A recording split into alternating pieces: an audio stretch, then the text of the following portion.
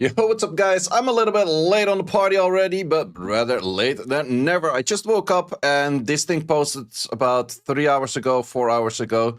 So we have a developer notes for the anniversary update, and it seems to be that they're going to be a little bit bigger than before. So it's going to be on the 17th of April. So that does mean that the picture I showed in a previous video of the new unit is going to be on the 17th of April, which is kind of interesting as well. This patch seems to be hitting earlier, which is mentioned later on. I'll check that one in a second. So yeah, event period is going to be from the 13th already. So 13th is going to be, if we check on the calendar over here, which you guys can't see over now, that would be the Monday, I guess. Yeah, that's going to be next week, Monday. I have my wisdom teeth pulled over here, and the last one hurt like a motherfucker for like the whole week but yeah, I'll guess I will just keep going on. Bad timing for that, either out. Moving on, next bit of sky visuals. I kind of like these. I kind of like these panels on the background. That's kind of cool. Outside of that, yep, sure. Performing on stage, don't really care. This one, mermaid skin, okay-ish, I guess. Bunch of new buildings and stuff. Yeah, kind of like the vibes of it. Vibes is kind of fun. So then we have the diverse 12th anniversary events. Yes, sir. We have a whole bunch of events. Looks kind of cool. What do we have? Special events await you. Fill gallery. Never seen before stories of monsters.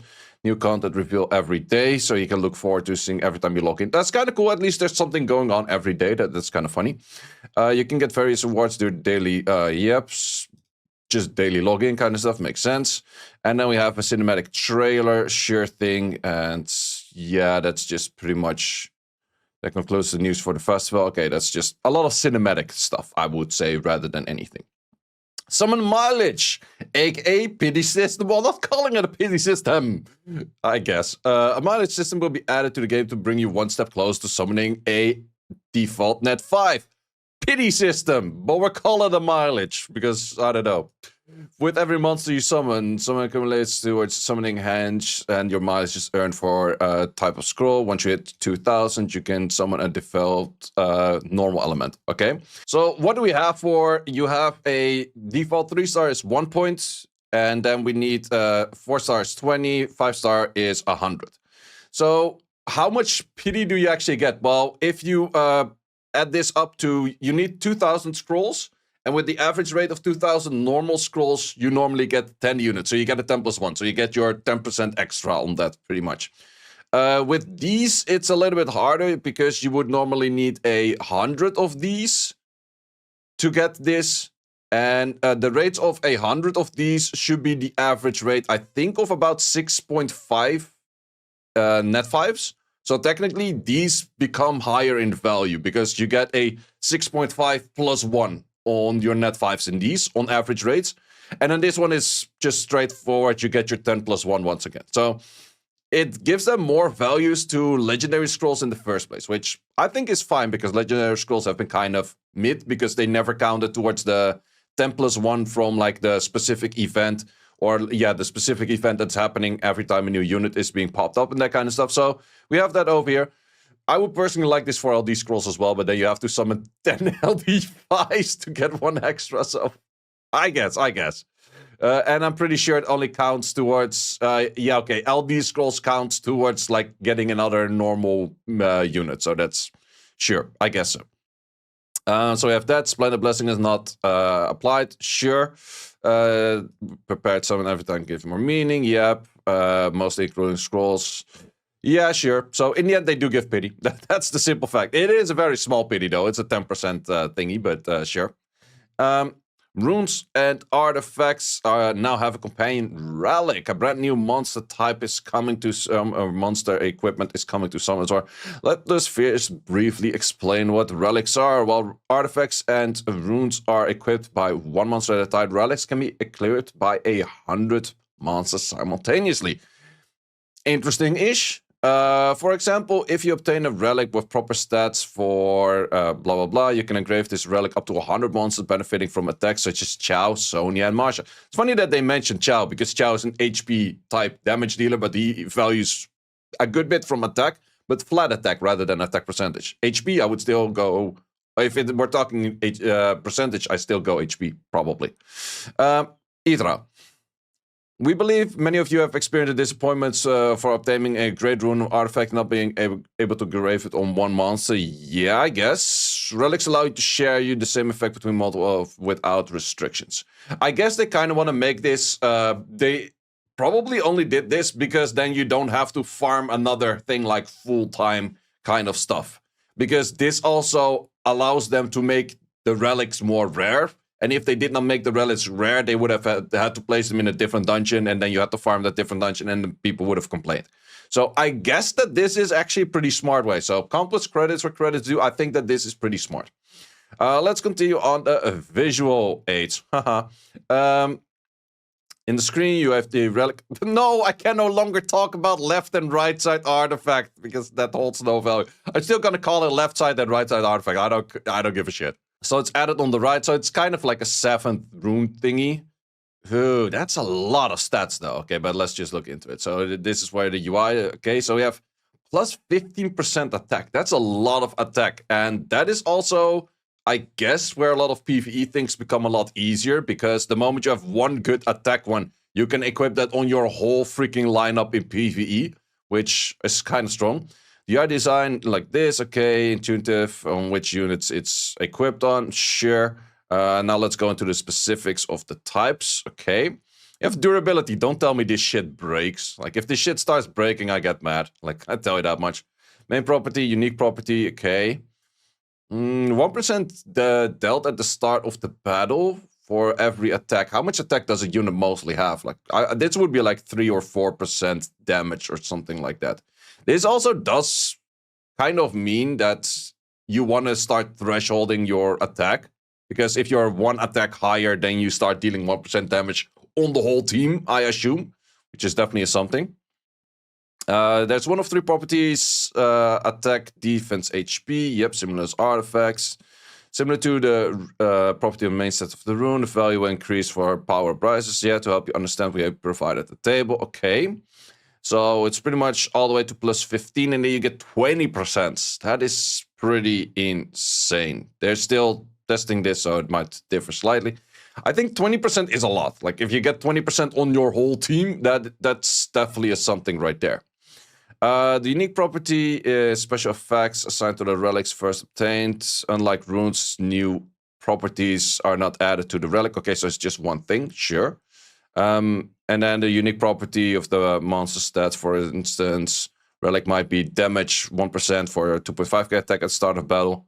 Okay, and then it goes down. Okay, ooh, 500, man. If you equip this on the whole lineup, it's a lot of HP already going down, especially if you go for a full nuker kind of team. That's definitely an interesting one. I guess so. Ooh, but you also have them for different things. Damage dealt per HP at the start of the battle. The N is pretty much just an X, like for the people that are confused by an N, but sure. Yeah, that's interesting-ish. We have Resolute, which is damage taken. Okay, so these two legitimately counter each other out. So this thing decreases the damage that's given from this, I guess. Or something. Oh, no, wait, this is damage dealt. No, wait, this the damage dealt increasing per... But how do you decrease the damage of... I'm not really sure. Okay, is that not just that one? Because this is damage dealt, yeah. This is damage decreased. But is that over the whole duration of the battle, or is that just at the start of the battle to counter out this thing? I'm not 100% sure about that. Attack increasing by end speed. Ooh, we don't know the numbers on this, but this one is really insane. This one is actually really, really insane. Because, sure, it's cool to do a little bit of damage early on, but fuck that. Give me base stat for, like, the whole thing. Or is it only the base stat at the start of the battle? Which is, I'm not 100% sure, because this only happens once. This would be only for your first rotation? Or would this be something that is there the whole fight? Because if that is there the whole fight, that would be pretty insane. So I guess that's... yeah, that you have that for all 3. Wow, you can also... If you have an insane amount of speed, you can get an insane amount of max HP. I'm not sure if I'm really liking those. Those things kind of sound pretty OP if you have the right ones, I guess. HP recovery and shield amount is...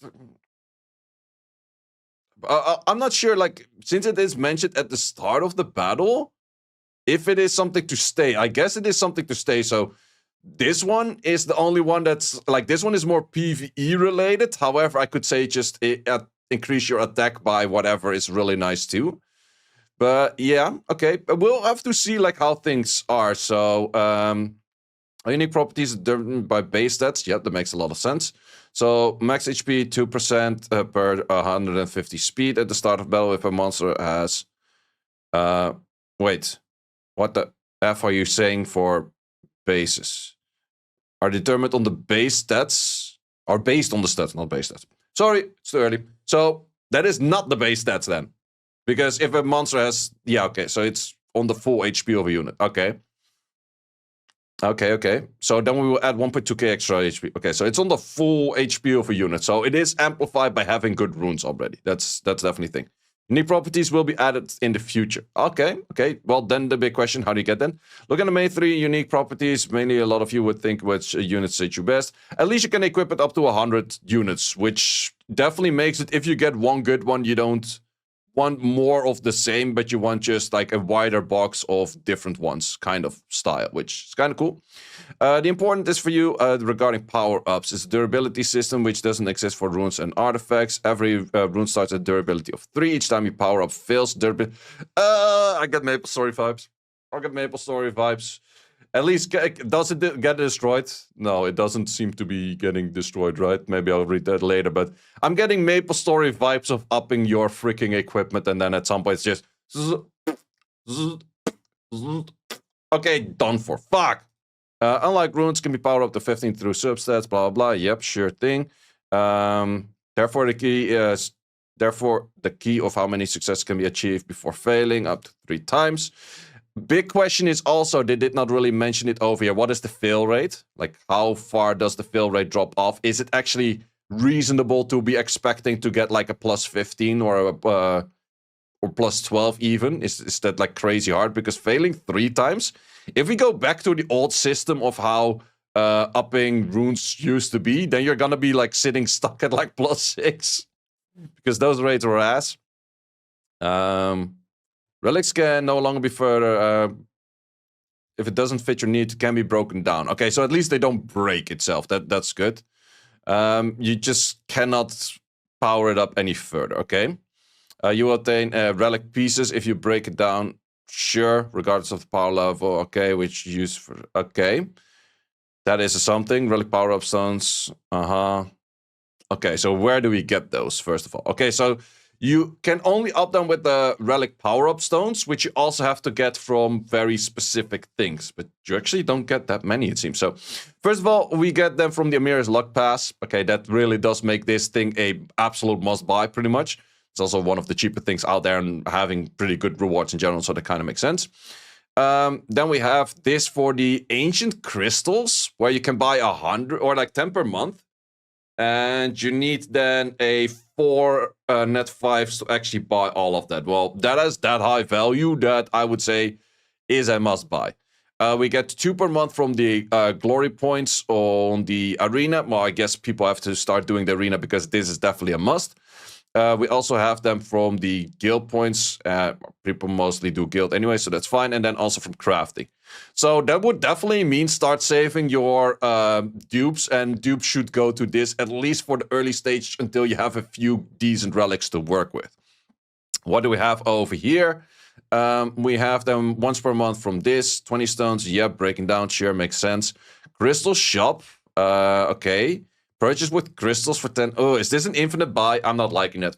I am not liking that a single bit. Is this going to be a cash grabby kind of thing? It's like, guys, sink all your crystals in trying to power up your freaking relics kind of thing.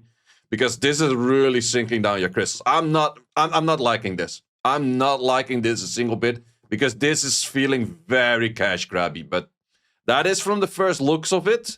But that part is feeling fairly cash grabby right there. You can also buy them with these kind of things.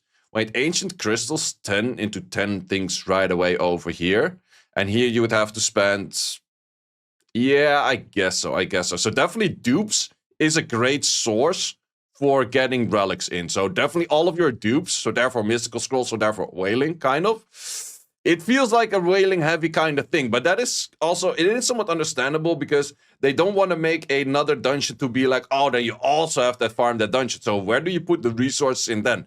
Yeah, something whaling related. So that's kind of a thing right there. You can also exchange it for more guild points and for glory points. Okay, they did not put them in RTA. They still don't want to force people to do RTA. That's how they know that their RTA system is kind of shitty and frustrating and tilting. So therefore, they don't want to force people to RTA, so they don't put it in RTA. Oh, that's kind of funny, right? This concludes the new relic system. Let me know in the comments what you guys think about it. I kind of don't like this part where you can go heavy on the whaling for crystals. Technically, like through rerouting, you get a lot of stuff over here. But at least here, there are a few things that's like, yo, it's limited how many you can get. But over here, it's just like, oh yeah, for upgrades, just like, yeah, it really depends like how bad these up rates are as well. That's definitely a thing for me, I guess. Then we have this, a new special selection for the Summoner's Way. We have summon a default 4-star, summon a default 5-star, and power up a default 5-star. I mentioned this a long time back, and this is really good that Come To Us does this. And that is mainly that if you start a new account right now and you have seen beginner videos of selecting your Tesher, and now it's like, say, can I start playing but still select my Tesher? No, you missed the event window. So I always recommended them, put this shit in the Summoner's Way. They did put this shit in the Summoner's Way. I'm very happy with that. They listen. Come to us, listen. Dev listens. That kind of stuff. So, yeah, you can put whatever 4-star in there, and then you have to probably do a whole bunch of tasks before summons. Yeah, win an arena, blah, blah, blah, awaken, do some of these, do some of that. Yeah, that's very easy. You get this 4-star super easily on. You already get a fair bit of 4-stars like through normal events regardless. So it's nothing, the 4-star is nothing special, but a specific net 5 is really nice because then you can start off your game with your Tesha or your Leo or whatever other unit you feel fitting. Is this hard to get? A ranks, not hard. Rift Dungeons, no. Achieve an Arena, no. This one, easy. That one, easy. Second Awakening, oh. So you can do this in a day, easily. It will take you a bit of a grind, but you can technically do this in a day. And then for power-ups, perform 100 summons, blah, blah, blah, achieve level 50. Yeah, this will take you a week or so, maybe a little bit more than a week, but you can get all of these as well. So that's pretty nice. That's, in the end, 310 Devil Mons for a starter account. That's kind of nice. Please note the summons levels that, yep, okay. Strong foundation for starting the summoner's journey, makes sense. Since, yep, especially since you have that many units right now, it's good to give at least one choice. Additionally, we prepare improvements to make it more enjoyable. Your improvements for the 12th anniversary update. Improvements coming soon. Ooh, we finally come to us. Are you doing roadmap kind of stuff? Are you actually listening? Okay. Summoner's Way quest improved. Okay. Spiritual Realm and Necro. Yep, sure. Wind Dryad gone. More practical for Vampire. Makes a lot of sense. Amir's Black Blessing will now apply to attribute dungeons in the Kyles. I don't think anyone asked for that. Sure. Fusions added to 4-star list of recommended monsters. Okay, I guess. And then monster artwork renewal. Personally, I don't really care, but some people do care about it. So we will have Phoenixes, bunch of these. That's cool. Like the thing is, for these two is the only one that would be actually interesting-ish. But you already use skins for them regardless. At least she doesn't look like an ice cone head thingy anymore. That's kind of something. Then we introduce, which targeted for the 13th of April. Okay. Please note that might change. Sure. Late April update. So that's going to be probably then the update in 3 weeks rather than in 1 week from now. Presets. Ooh, are we cooking? Are we cooking? We're working on preset feature to design and navigate for Summoner's War for greater ease. Yep. Here's a brief look of the main aspects what we're working on. This is an advanced system of the current saving decks. Presets is not saving the monsters only, but also the runes and info engraved on them. Since it's saved separately in deck, you can set the runes and artifacts different decks. Okay, for runes and artifacts saved in preset, you can still use those units in preset even though the units are changed by default. Okay. The existing save deck feature will change to preset. Okay, big question on that right now. Does it cost mana to switch then? Because if you do this, it might be costly on the mana side. I'm not sure, but we have the presets along Temples of Chaos. That's nice. Kairos Dungeons, Rift Dungeons, Dimension Hall, Ancient, and Monster Subjugation. Don't think we really need it for Monster Subjugation, but sure. Defense decks will be managed through presets. Like World Guild Battle presets can provide defense decks for Arena. Interserve Guild Battle. Okay, so you can have a different style of a rune set on everything right now, which is pretty much a rune split on everything. I like that. A building will be added where you can manage your attack and defense presets in one place. That's kind of nice. Number of several defenses will be okay. Yep. Siege separation runes will be removed. I think that is good because I think a lot of slacking guilds had no clue that their siege was separated. And now you can fix everything to those preset decks, which I think is really nice. I didn't even mention the presets in the... Oh, no, wait, I did mention presets in the survey that I did earlier, like a few days back. Siege management, save all runes. Okay, this if you want to save that at the end. So how many decks will we have? 15 for Arena, 15 for Interserver, 15 for Siege, 15 for World Guild Battle, Rifle. We need 54 rifles. Yeah, we do. We do. Sure thing. And then we have these for that. 5-1 each. Ooh, you can also go for a specific on those. That's kind of nice. For me, I mostly notice it with my Brandia. Every time that I start farming something else, I take some of the rage runes of Brandia, and then Brandia misses a crit on the final boss. Once again, that kind of annoying shit. Oh, by the way, for the guys that are asking, these bosses over here, they got switched similar to Temple of Chaos to have a lot of speed. So now your Siri or your Sonya doesn't do proper damage. Well, what does do proper damage is a Tiana or a Alicia skill to try it out. You will probably one-shot the boss more or less, which is kind of funny to see. Because they do damage scaling of the enemy speed, and I think that these things are set to 1000 speed. I haven't checked it, but that's just an estimate. Then we have them. Ooh, you can do presets for your giants, dragons, and everything. That is really nice because right now you don't have to have everything runed up at the same time anymore. You just make a preset for everything with your best runes.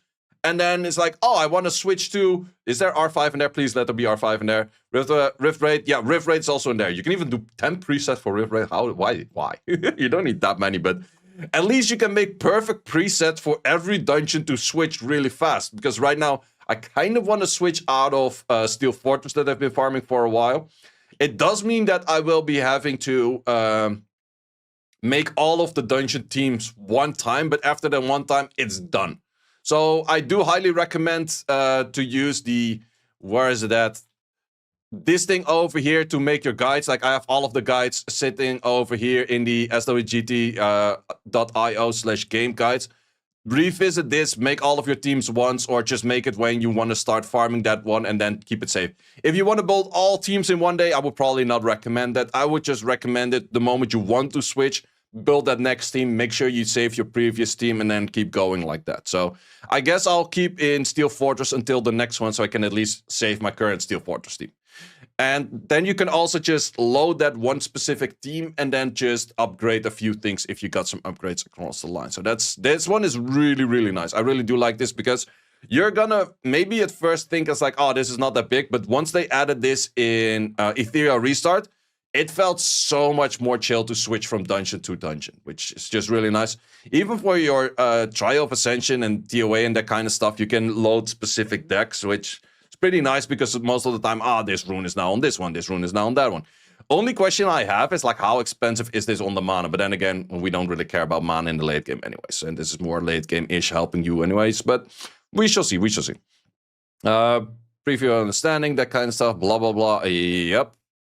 So there might be slightly different. Sure, makes sense. They always do put this shit in, but I've actually very rarely caught them on anything being different, but sure. And then we get a 10 mystical scrolls over there. So in the end, I think that the Dex thing they're gonna do towards the late April update is really good. This thing, I don't care at all, but that's me. I do think that this is really good for beginners, that they at least have one unit to focus on, and everyone will get this, so you can select the one unit you're missing. So even for late game players, at least I assume that they will be, they will be added. So it's not a replacement of something. So everyone will get a choice net 5 on that. So if you're missing one specific net 5, you will get that on late game accounts as well, which is kind of nice.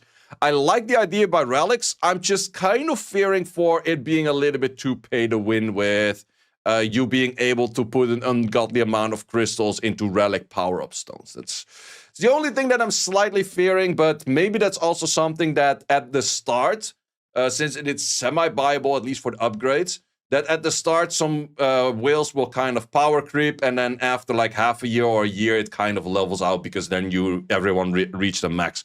I would definitely say that all of your ancient crystals should be going to relics, at least for the first bit. So if you're summoning any net 4s or any net 5s right now, do save that net 5, or like do save those resources. Don't put them in LD scrolls. Don't put them in blessings.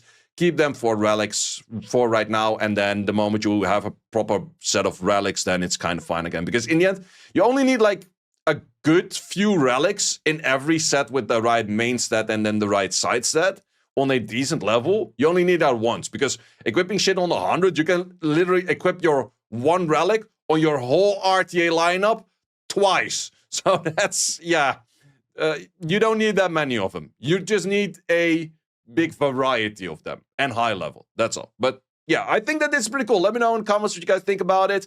We did also already have the data mine things that I showed in a previous video that you can check out. We'll probably be showing some more on the screen as well for the new scrolls and the new unit that's going to be released with this, guys. Thanks a lot for watching. See you as always later. Thanks for watching. If you would like to see more guides, join the Discord and check out the content tab for the guide video archive, which contains all of the guides that you might need. Hope to see you there.